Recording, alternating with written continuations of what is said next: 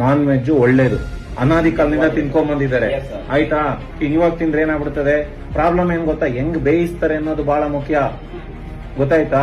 ಈಗ ನೋಡಿ, ಈಗ ಸೌತ್ ಕೊರಿಯಾ, ಥೈಲ್ಯಾಂಡ್, ಈ ವಿಯೆಟ್ನಾಮು, ಇವರೆಲ್ಲ ದಿನ ನಾನ್ ವೆಜ್ ತಿಂತಾರವ್ರು. ಅದಂಗೆ ಏನು ಆಗಲ್ಲ, ಅವ್ರು ಹಾರ್ಟ್ ಅಟ್ಯಾಕ್ ಆಗಲ್ಲ.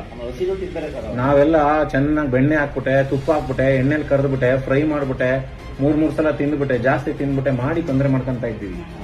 ಎಷ್ಟು ಬೇಕೋ ಅಷ್ಟು ಬೇಯಿಸಿ ತಿನ್ನೋದ್ರೆ ಬಹಳ ಒಳ್ಳೇದು. ಮನೆಯದು ತಿನ್ಬೇಕು.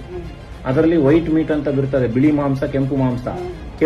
ಕೆಂಪು ಮಾಂಸದಲ್ಲಿ ರೆಡಿಮೇಡ್ ಕೊಲೆಸ್ಟ್ರಾಲ್, ಅದು ಅಷ್ಟು ಒಳ್ಳೇದಲ್ಲ. ತಿನ್ಬಾರ್ದು ಡಾಕ್ಟ್ರೆ, ತಿನ್ಬಹುದು, ಕಮ್ಮಿ ತಿನ್ಬೇಕು. ಬಿಳಿ ಮಾಂಸ ಬರ್ತದಲ್ಲ, ಅದು ಚಿಕನ್ ಅಲ್ಲಿ ಇರ್ತದೆ, ಕೋಳಿ ಮಾಂಸದಲ್ಲಿ ಇರ್ತದೆ, ಆಮೇಲೆ ನಿಮ್ಮ ಫಿಶ್ ಅಲ್ಲಿ ಇರ್ತದೆ, ಸೀ ಫುಡ್ ಅದೆಲ್ಲ ಎಸ್ಪೆಷಲಿ ಸಮುದ್ರದ ಮೀನುಗಳು ಬಹಳ ಒಳ್ಳೇದು. ಅದನ್ನೆಲ್ಲ ಬಳಸ್ಕೋಬಹುದು. ಅದರಲ್ಲೆಲ್ಲ ಒಳ್ಳೆ ಪ್ರೋಟೀನ್ ಇರ್ತದೆ.